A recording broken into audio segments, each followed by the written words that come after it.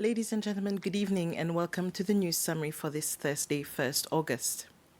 The Seychelles Investment Board, SIB, organized a meeting to develop a strategy to attract finance and investment for projects related to renewable energies and green technologies. The meeting is one of many activities being held through a 3-year technical assistance project led by the UN Trade and Development, UNCTAD, to aid Seychelles in its energy transition. During the meeting, the participants were introduced to investment trends in Africa and how to create an environment for green investments in Seychelles. The minister responsible for energy, Flavien Joubert, said that the country's dependence on fossil fuels does not support Seychelles' aspiration for a sustainable environment, thus the need to invest in greener technologies.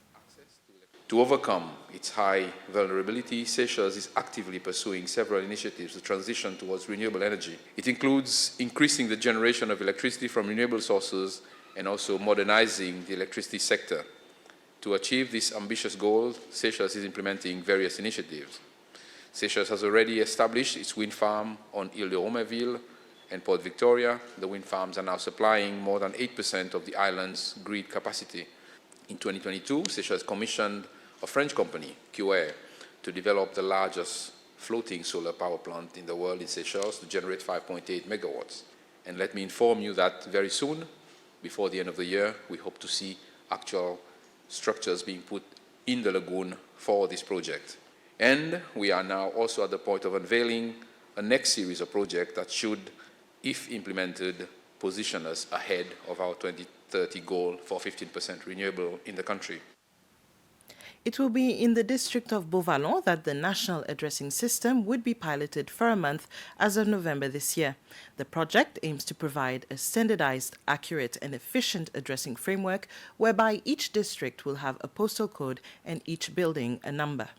Following the Cabinet of Ministers' approval of the national addressing system, all districts in the country are expected to be allocated with a postal code and each building a number. The project, which started more than 15 years ago, will cost around 750,000 rupees and it will be piloted in the Beauvallon district for a month around November this year. The Principal Secretary for Trade, Francis Leban, says that the Universal Postal Union is providing technical expertise for this project. It is similar to what is being used in other countries. It will be a 5-digit postcode proposition that has been accepted. The benefits for the national address system is very clear. It will definitely enhance and facilitate the lives of everyone.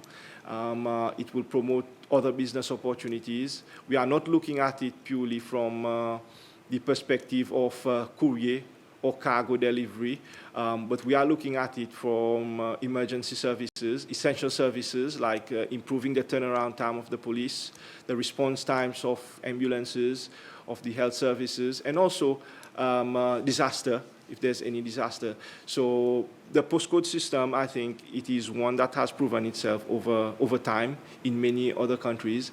An app will be developed which will show where each house is located. The app would be linked to the geographical information system and people would be able to access it. The Media, Youth, Sports and Culture Committee in the National Assembly organized a visit at the Seychelles Tourism Academy earlier today. The purpose of the visit was to examine the status of the school facilities, meet with management staff to discuss ongoing challenges the academy faces, new ways the committee can help to improve any aspects of the school to ensure a proper learning environment for the students. The chairman of the committee, Wavell Woodcock, reiterated that this visit is very important for the committee to ensure that students are well trained to pursue a career in one of the country's economic pillars. Persons found guilty of an offence at the detriment of wild animals and birds here will now face stiffer penalties.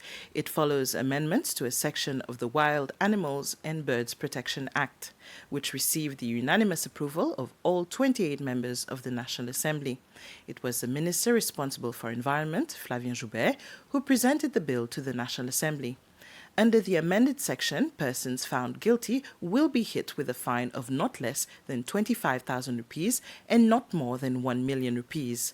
Up to now, the fines were not less than 5,000 rupees and not more than 500,000 rupees. They will also face imprisonment of up to 7 years compared to not more than 2 years before the amendments. Sir Optimus Group for Seychelles has donated 100,000 rupees for the 7th of December Disaster Relief Fund. This was held at a courtesy visit at the State House with the President of Seychelles, Wavell Ramkalawan. This money was collected from activities they did during the year. Chairman of the association, Yannick Duru-Bibi, said that during the visit they took the opportunity to talk to the President about their skills program for women in prison.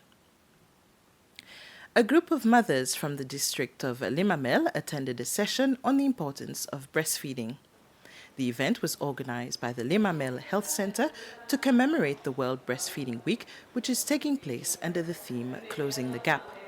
The session emphasized the need to give more support to mothers who are breastfeeding, who were also provided with information on the benefits that it brings to both the mother and the child.